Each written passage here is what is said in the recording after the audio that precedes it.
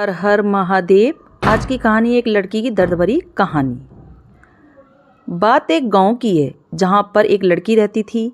उसका पढ़ाई करने में मन भी लगता था। वे दो बहनें और एक उन दोनों बहनों से छोटा उनका एक भाई था। लेकिन उसके माता पिता को तो बस एक ही डर हमेशा लगा रहता था कि कल कदे कोई थारी लड़की के साथ कुछ गलत ना हो जाए। इसी डर के कारण उसके माता पिता और उसकी बुआ ने मिलकर जल्द में उस लड़की की शादी कर दी। जिस लड़के के साथ उसकी शादी हुई वह उससे 10 साल बड़ा था। उसे उसके बारे में काफ़ी कुछ बताया गया था कि इसके पास तो काफ़ी पैसे हैं, तू शादी के बाद मौज करेगी। अब शादी के बाद जो सभी लड़कियों के साथ होता है, ऐसा ही उस लड़की ने भी सोचा था कि तेरे साथ भी ऐसा ही होगा। पर जैसे ही वह अपने ससुराल गई, वहाँ पर उसने पाया कि उसके ससुर की तो शादी से पहले ही मौत हो चुकी थी। अब केवल उसके घर में उसकी सास और उसका पति रहते थे। लड़की के घर वालों ने यह सोच के शादी की थी कि हमारी लड़की आराम से मज़े में रहेगी। लड़की के माता पिता ने ब्याज पर भी पैसे लेकर उसकी शादी में बढ़ चढ़कर खर्चा किया। पर उन्हें क्या पता था कि उन्होंने अपनी लड़की को एक दहेजी घर में बेच दिया था। अब तो दहेज खानी शुरू होनी ही थी। शादी के 10 ही दिन बाद उसकी सास और पति ने उस लड़की को कहा कि मेरी सरकारी नौकरी लग जाएगी जो तू अपने घर से 70,000 रुपये ला के दे दे। तो वह अगले दिन अपने घर आई तो उसने ये बात अपनी माँ को बताई। तब धीरे से उसकी माँ ने यही बात उसके पिता को भी बताई। उसके पिता ने सोचा कोई बात नहीं, अपनी बेटी से तो देने हैं।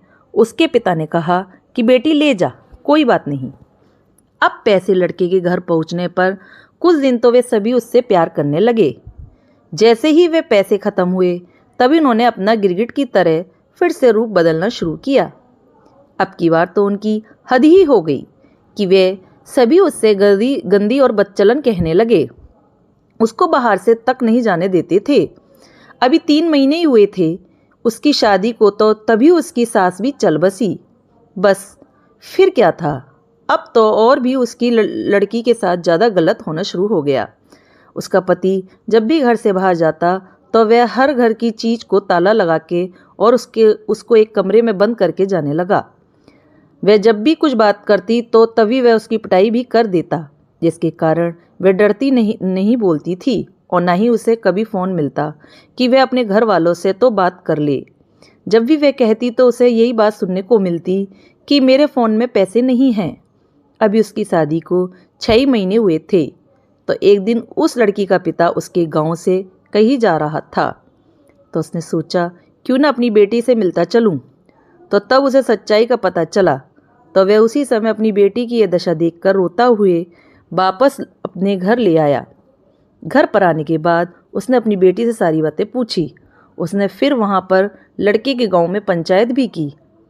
पंचायत में फैसला आया कि तू भाई इस लड़की को तलाक ही दे दे, जो या तन्ने नाहे पसंद है। तो उसने वो भी मानने से इनकार कर दिया।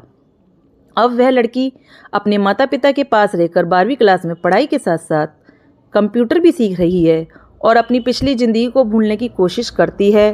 पर लेकिन कोई ना कोई उसे फिर से उस ज़िंदगी की याद दिला देता है, जिससे उसकी रूह भी काँप उठती है। दोस्तों, आपको मेरी कहानियाँ अच्छी लगती हैं तो प्लीज़ ज़्यादा से ज़्यादा लाइक भी करें और सब्सक्राइब करना ना भूलें। धन्यवाद।